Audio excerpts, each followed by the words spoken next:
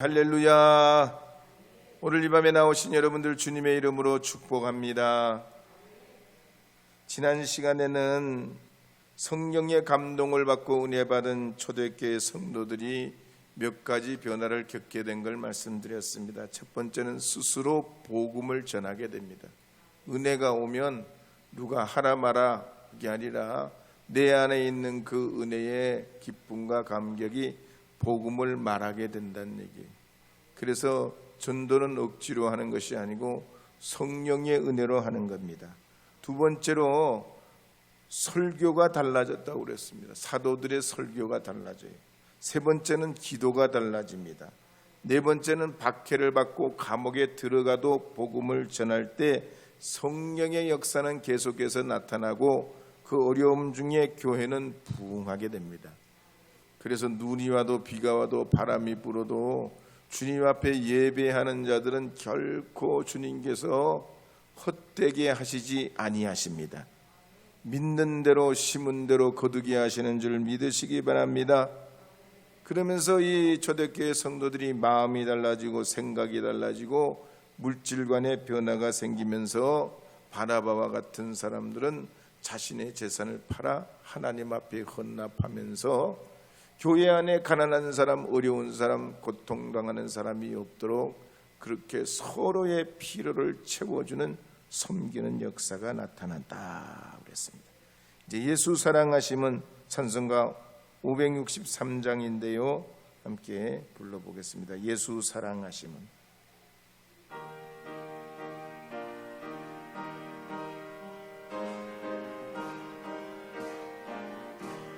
예수 사랑하심을 성경에서 배웠네. 우리들은 약하나 예수 권세 많도다. 날 사랑하시 날 사랑하시 날 사랑하시 성경에 써있네. 아멘. 미국 일리노이주의 어글습이라는 마을에 세탁소를 운영하는 분이 고객의 옷을 정리하다가 $20,000를 발견하게 됩니다. 우리 돈으로 2,400만 원 정도 되지요. 이 주인이 옷을 찾으러 오지 않아요. 돈이 그렇게 많은 돈을 주머니에 넣고 잃어버렸는데 어디다 뒀는지 모르는지 어떻게 된 건지 주인이 찾으러 오지 않습니다. 그러니까 이 세탁소 주인이 경찰서에다 신고를 하고 이 일이 신문에 크게 났었습니다. 사실 따지고 보면 잃어버린 물건이나 돈은 주인에게 돌려주는 게 마땅한 일인데 이런 일이 있으면 뉴스에 난다는 얘기지요. 오늘 본문 말씀에도 보면 초대교회 안에 많은 변화가 짧은 시간 안에 일어나고 부흥이 일어납니다. 그런 와중에 말하고 싶은 것도 있고 말하고 싶지 않는 것도 교회 안에 있는 거예요. 특히 이 물질 때문에 교우들의 마음속에 거짓과 외식과 탐욕이 생겨나고 베드로가 이런 일에 징계하였다는 사건은 사실 밝히고 말하고 싶지 않는 사건 중에 하나입니다. 그렇지만 사도행전 5장 1절에 보면 이 성경 말씀을 이렇게 시작하고 있는 걸 볼 수 있습니다. 사도행전 5장 1절 말씀 함께 읽겠습니다. 아나니아라 하는 사람이 그의 아내 삽비라와 더불어 소유를 팔아. 아멘. 아나니아라는 이름은 히브리 말인데요, 하나님은 은혜로우시다 하는 뜻이. 삽비라는 말은 아람어인데 아름답다 하는 뜻이에요. 이 두 사람의 이름 뜻이 참 좋듯이 아나니아와 삽비라 부부는 예루살렘 교회가 막 부흥할 때 예수님의 복음을 듣고 신자가 되고 마음이 뜨거워졌던 사람 중에 한 사람입니다. 그래서 두 사람이 의논해 가서 바나바와 같이 자기들도 재산을 팔아서 하나님께 드리게 됩니다. 이런 마음은 아무나 가지질 못하죠. 누구나 할 수 있는 일도 아니에요. 은혜 받았다고 되는 것도 아니고 감동이 왔다고 되는 것도 아닙니다. 제가 두 번째 교회 사역을 할 때 교회가 미자립인데 교우들 생활이 다 고만고만했습니다. 근데 어느 날 교우들이 은혜를 받고 금반지, 금목걸이를 막 바쳤어요. 소문도 없이. 근데 교회가 작으니까 누가 바쳤는지 다 알아. 말을 안 해도. 이름을 안 써붙여도 누가 했는지 이미 다 눈치로 보면 알아요. 그래서 그걸 다 되돌려줬어요. 헌금한 건 귀한 거니까 하나님 마음 받으신 줄 알고 다 주님 앞에 다 충성하겠다는 신앙 고백인 줄로, 제가 하나님은 아니지만 이걸 또 팔아가지고 또 어떻게 해요? 이거 절차가 복잡하니까 그냥 하나님께 드린 걸로 제가 알고 기도할 테니까 다 가져가시라 되돌려 드렸어요. 그런데도 끝까지 안 가져가시는 분도 계시더라고요. 이 예루살렘 교회도 바나바와 같이 은혜 받고 자기 재산을 팔아가지고 사도들 앞에 내놓으면서 교회 앞에 이 가난한 사람이 없도록 하는 이런 감동은 정말 아무 때나 있는 게 아니죠. 하나님의 은혜와 역사가 나타나고 우리 마음의 감동으로 와야지 내 것이 참 이 귀한 것이 어떻게 써야져야 되는지 알게 되고 깨닫게 되는 때가 있습니다. 근데 이 2절 말씀에 보면 이렇게 하나님 앞에 재산을 팔아 드린 이 아나니아와 삽비라에 관한 이야기가 2절에 이렇게 말씀하고 있는 걸 볼 수 있습니다. 2절 말씀 함께 읽어보겠습니다. 그 값에서 얼마를 감추매 그 아내도 알더라. 얼마만 가져다가 사도들 발 앞에 두니. 아나니아와 삽비라 부부는 이 바나바와 같이 교회로부터 큰 칭찬과 인정을 받고 싶었습니다. 그들도 감동받은 신앙인이요 하나님 사랑하는 주님의 자녀이기 때문에 서로 의논해서 땅을 몽땅 바치고 싶었던 것은 틀림없는 사실입니다. 그런데 땅을 팔고 보니 이걸 몽땅 바치기에는 상당히 마음에 갈등이 왔던 것 같습니다. 그런데 이 사탄이 이걸 알고 말이에요. 이들을 시험하고 유혹을 하게 됩니다. 그래서 우리는 은혜 받으면 더 겸손해져야 돼요. 은혜 받으면 더 말씀 붙잡아야 되는 줄 믿으시기 바랍니다. 그래야지 우리에게 하나님 주신 이 은혜와 믿음의 감동과 말씀의 열매를 맺게 되는 줄 믿으시기 바랍니다. 바람이 세차게 불면 제일 높은 나무부터 꺾어지고 부러져요. 낮은 나무들은 별로 영향을 안 받습니다. 근데 우람하다, 튼튼하다, 멋있다, 잘생겼다, 키 크다, 대단하다, 그런 나무들이 태풍에 먼저 쓰러져요. 그래서 신앙적으로도 우리가 하나님 앞에 참 겸손하고 말씀 위에 서야 하나님이 우리를 이끌어 가시는 은혜 위에 열매 맺게 될 줄 믿습니다. 손에 있는 부기보다 복음성가 141장인데 함께 불러보겠습니다.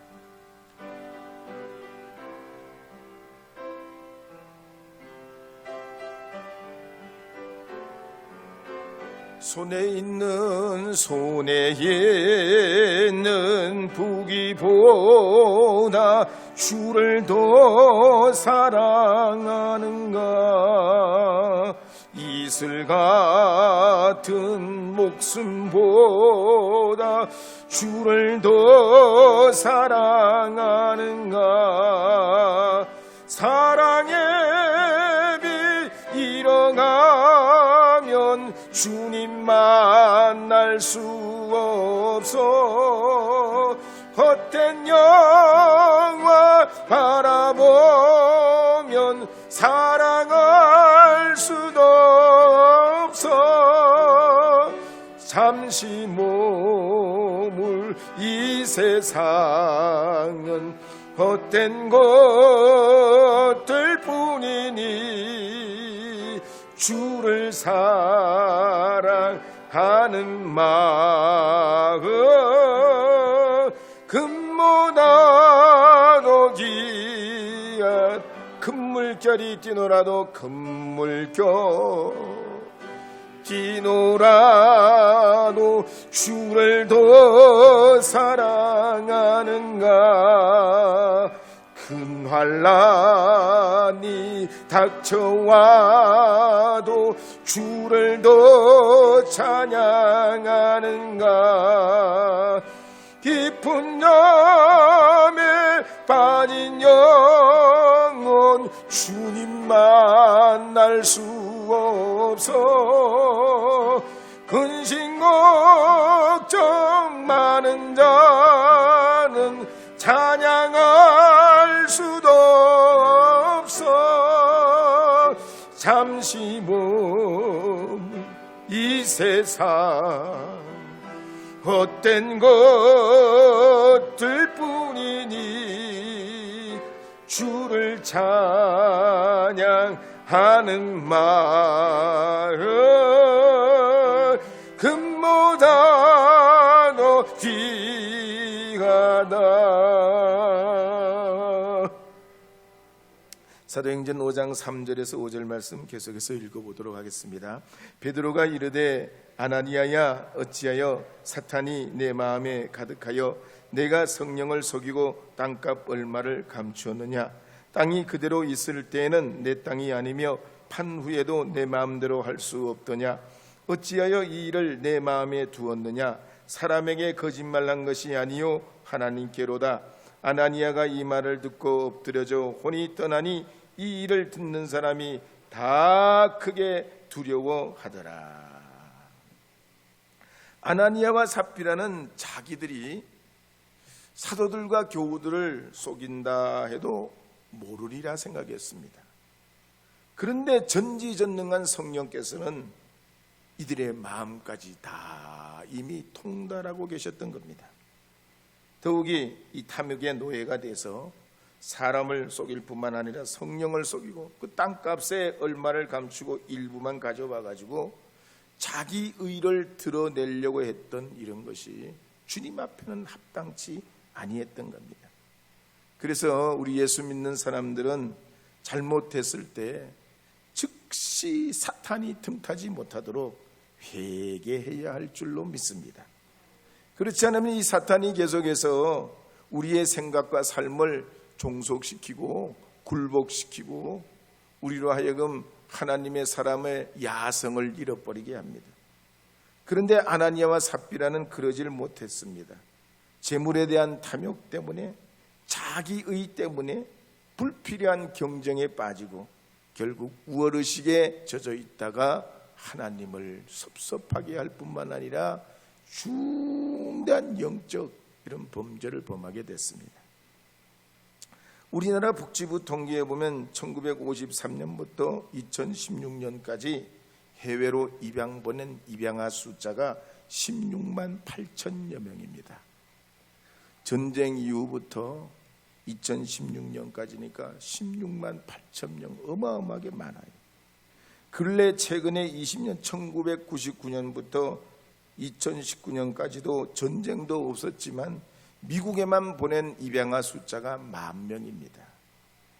근데 이들 중에 생모를 찾는 그런 입양아들이 있는데요, 친모가 동의해 준 숫자는 370건에 불과하고요, 또 그리고 나서 실제로 친모를 만난 사람은 89명밖에 안 된다는 보고가 있습니다. 문제는 이렇게 해외에 입양 갔던 이들이 그냥 거기서 잘 살면 괜찮은데 이런저런 문제로 양부모가 말이죠, 키워주는 부모가 너 내 자식 아니다 호적에서 쥐어버리면 그날로 국적이 없어지고 한국으로 되돌아와야 돼요. 그러니 사회생활에서 미국이나 해외에서 살던 이 양반이 파양을 당해가지고 강아지 신세에 똑같은 거예요. 강아지 키우다가 너 싫다 파양해서 버려버리면 어디 가서 어떻게 될지 그 강아지 신세가 말이죠, 끈 떨어진 것과 마찬가지로 어떻게 할 수 없듯이 파양당한 입양아가 말이죠, 한국에 돌아가지고 우리 말을 잘 알아, 우리 문화를 잘 알아, 무슨 취업을 잘할 수 있어, 친구가 있어, 지인이 있어. 이러니까 이 사람들이 노숙자가 되기도 하고요, 잘못돼가지고 말이죠 자살하기도 해요. 진짜 그런 사람들 이야기 신문에 난 거 보면 눈물 나요. 이 사람들이 그래서 제일 그러면 부모님 만나면 하고 싶은 말이 뭐냐 그러면 이래요. 어머니 왜 나를 버리셨어요? 이 얘기를 제일 하고 싶대. 어머니란 말 하고 싶고, 그 다음엔 왜 날 버렸냐고. 내가 그걸 이해를 못하는 게 아니라 듣고 내가 진짜 진심으로 이해하면 내가 용서하고 내가 진정으로 부모님으로 내가 평생 생각하겠다는 의미로 어머니 왜 날 버리셨어요? 그걸 묻고 싶다는 거예요. 아나니아와 삽비라가 그랬습니다. 자기 명예를 위해서 성령의 역사와 사도들과 교우들을 속였습니다. 누구보다도 정직하고 진실해야 될 주님의 제자들이 성령을 속이고 교우들을 속이고 사도를 속이면서 그럴 때 하나님께서 그들에게 심판을 내리셔서 그 혼이 떠나게 됩니다. 하나님은 그렇습니다. 외모를 보시지 않고 중심을 보는 분이시죠. 많은 게 중요한 게 아니죠. 크고 거대한 게 중요한 게 아니죠. 두렙돈이라도 주님은 받으시고 물고기 2마리 보리떡 5개라도 주님 받으시 오병이어의 기적을 일으키시는 분이 우리 주님이신 것입니다. 그래서 시편 139편 1절에서 4절 말씀에 보면 이렇게 말씀하는 말씀이 있습니다. 함께 읽어보겠습니다. 여호와여 주께서 나를 살펴보셨으므로 나를 아시나이다. 주께서 내가 앉고 일어섬을 아시고 멀리서도 나의 생각을 밝히 아시오며 나의 모든 길과 내가 눕는 것을 살펴보셨으므로 나의 모든 행위를 익히 아시오니 여호와여 내 혀의 말을 알지 못하시는 것이 하나도 없으시니이다. 아멘. 우리 하나님이 어떤 분입니까? 우리가 속삭이는 소리도 나팔 소리로 들으시는 분이요, 우리가 골방에서 홀로 기도해도 아시는 분이 우리 하나님이십니다. 그런데 마귀는 어떤 거예요? 마귀는 어떤 존재입니까? 이 마귀는 사람에게 화를 나게 하면 화난데 더 기름을 붓는 일을 마귀가 해요. 또 사람을 우울하게 만들기도 합니다. 사람에게 열등감을 갖게도 합니다. 피해의식을 갖게도 만들어요. 이런 우울감이나 피해의식이나 열등감은 심리학에서는 어떤 개인의 성장 과정이나 후천적 인성의 어떤 그런 형성의 원인을 두고 파악을 하려고 합니다. 그러나 성경에 보면 그렇지 않아요. 이런 것은 하나님이 주신 것도 아니고 타고난 것도 아니고 성품도 아니고 개성도 아니에요. 마귀가 갖다주는 우울감과 불필요한 이런 분노와 하나님을 대적하게 하는 이 악한 것과 탐욕에 빠지는 이 죄의 모든 유혹들은 악한 마귀의 역사인 것입니다. 그렇기 때문에 이런 악한 마귀 역사가 우리의 심령에 잦아들어가지고 근심걱정이 눈덩이처럼 커지게 하고 죽고 싶은 생각이 들게 하고 불의한 생각을 갖게 하고, 이럴 때 예수 이름으로 대적하고 물리치고 주님의 이름으로 이기셔야 할 줄로 믿습니다. 특별히 연로하시고 그러면 사람들이 만나는 횟수가 줄어들고 사회생활에서부터 단절을 내게 될 때 우울감이 들어옵니다. 병원에 입원해도 그래요. 또 학교를 졸업하고 그 다음 취직을 하기 위해서 한 텀을 가질 때 시간의 여유가 있는 젊은이들도 이 우울감에 빠지는 수가 있습니다. 어쨌든 이 마귀는요, 우리 마음속에 욕심을 넣기도 합니다. 내가 가진 거에 불만을 갖기도 해요. 더 많은 걸 가지고 더 많은 걸 누리고 만족을 모르도록 우리 심령의 불만족을 계속해서 불지핍니다. 분명히 가지고 누림에도 불구하고 이 욕심에 사탄의 유혹에 넘어지면 불필요한 야망으로 인생을 소진시키고 자기 시간을 써버리게 됩니다. 그래서 이 사탄은 그러면서 거짓의 영을 우리에게 자꾸만 불러일으켜서 말만 하면 거짓말이 입에 붙어 있게 하고 음란하고 불의한 것으로 우리를 넘어뜨리려 합니다. 그래서 예수 믿는 사람들도 이 악한 사탄 마귀의 영적 분별을 못하면 신앙을 자꾸 부풀리게 만들고 믿음도 과장하게 만들고 은혜 받은 것도 과장하게 만들어 진정 자기를 모르고 늘 수많은 가면을 쓰고 살도록 만들어요. 그러니까 만족이 없으니까 수술을 해야 돼. 자기의 또 다른 자기의 또 다른 자기를 찾기 위해서 자꾸 성령 수술하고 그래도 만족이 없는 거예요. 이것이 악한 사탄 마귀의 전략이고 결국은 하나님을 속이고 하나님을 부인하게 만드는 거고 우리 인생을 멸망의 구렁텅이로 빠뜨리려는 것이 사단의 전략입니다. 그런데 이 아나니아와 삽비라가 이런 유혹에 무너져서 서로가 붙들어주고 주님 앞에 어려울수록 부부가 기도해주고 한쪽이 말이죠 막 쓰면 한쪽은 막아줘야 되는데 한쪽이 성질이 급하면 한쪽은 붙잡아줘야 되는데 이 아나니아와 삽비라는 똑같이 마귀의 유혹에 넘어져가지고 집안이 망하게 되는 거예요. 그래서 사도행전 5장 8절에서 10절 말씀에 보면 이렇게 기록하는 말씀이 있습니다. 함께 읽어보겠습니다. 베드로가 이르되 그 땅 판 값이 이것뿐이냐 내게 말하라 하니 이르되 예 이것뿐이라 하더라. 베드로가 이르되 너희가 어찌하여 꾀하여 주의 영을 시험하려 하느냐 보라 내 남편을 장사하고는 사람들의 발이 문 앞에 이르렀으니 또 너를 메어 내가리라 하니 곧 그가 베드로의 발 앞에 엎드려져 혼이 떠나는지라. 젊은 사람들이 들어와 죽은 것을 보고 메어다가 그의 남편 곁에 장사하니. 나의 등 뒤에서 함께 불러보겠습니다. 나의 등 뒤에서 복음성가 42장인데요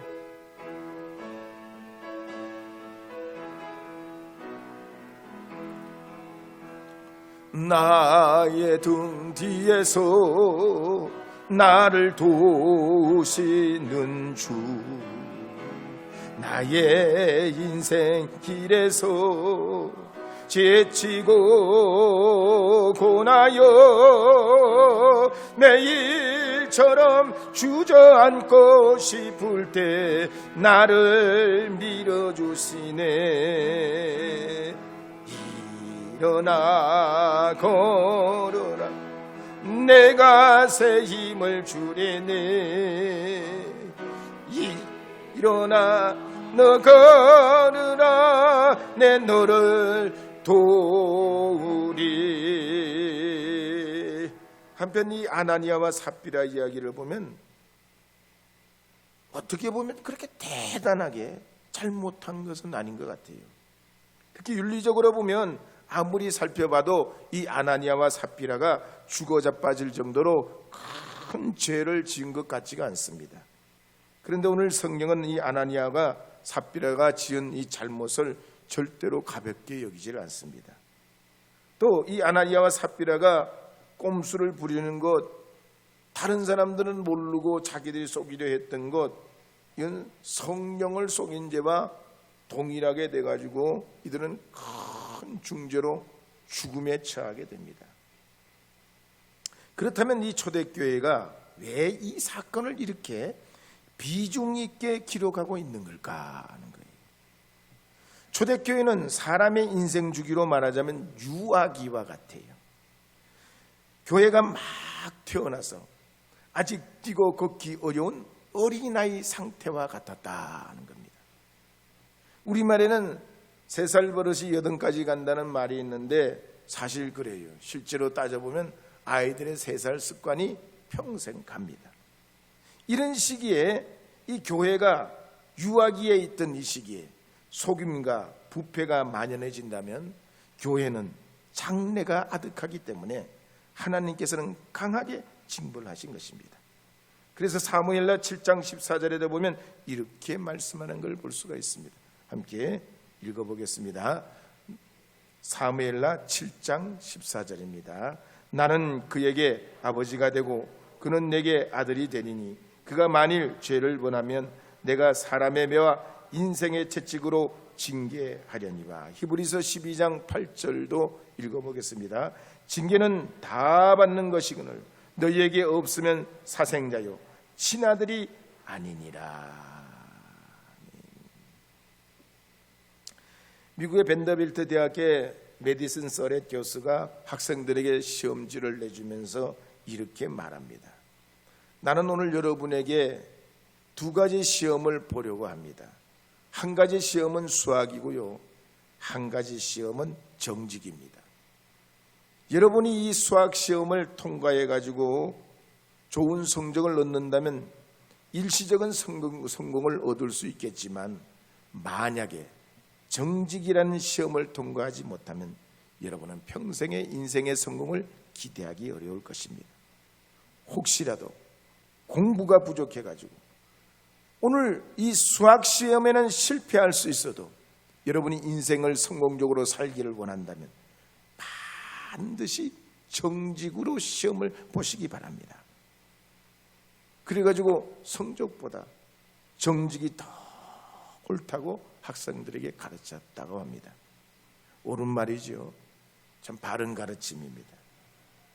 오늘 우리가 살아가는 이 세상에 무엇보다도 정직하고 또 의로운 삶을 살아야 되죠. 그런데 사람이라는 게 어떡하냐? 정말로 중요한 때는 자기에게 유리하도록 모든 걸 생각하는 경향이 있어요. 자기 중심으로 모든 걸 보려고 하는 그런 이기적인 것이 있습니다. 가령 열왕기하 5장에 보면 엘리사 이야기에 보면 이 엘리사의 종 게하시가 나만 장군이 자기가 문둥병 나은 것에 감사해 가지고 선물을 가져옵니다. 거기에 은 2달란트와 옷 2벌을 이 게하시에게 건네주면서 이걸 꼭 엘리사에게 사례로 전달해달라고 하는데, 중간에서 이 게하시가 그만 탐이 나가지고 그걸 적당하게 빼돌리고 장막에 감춰놨다가 나중에 이게 발각이 되고 게하시가 문둥병이 걸립니다. 사람은 이렇게 게하시와 같은 게 있어요. 그래서 마태복음 13장 23절 말씀에 보면 깨닫는 것도 은혜요 축복이라고 말씀하고 있습니다. 23절 함께 읽어보겠습니다. 좋은 땅에 부러졌다는 것은 말씀을 듣고 깨닫는 자니 결실하여 어떤 것은 100배, 어떤 것은 60배, 어떤 것은 30배가 되느니라 하시더라. 마태복음 5장 8절도 읽어보겠습니다. 마음이 정결한 자는 복이 있나니 그들이 하나님을 볼 것이니요. 아멘. 그러므로 오늘 이 밤에 나오신 여러분은 깨닫는 은혜를 따라서 악한 사탄 마귀의 속임에 넘어가시지 아니하시고 하나님 앞에 주의 복된 주님의 자녀로서 그리스도의 거룩한 열매를 맺는 믿음의 사람들이 다 되시기를 바랍니다. 그런 믿음의 은혜를 따라 살아가는 하나님의 자녀들이 되시기를 주의 이름으로 축복합니다.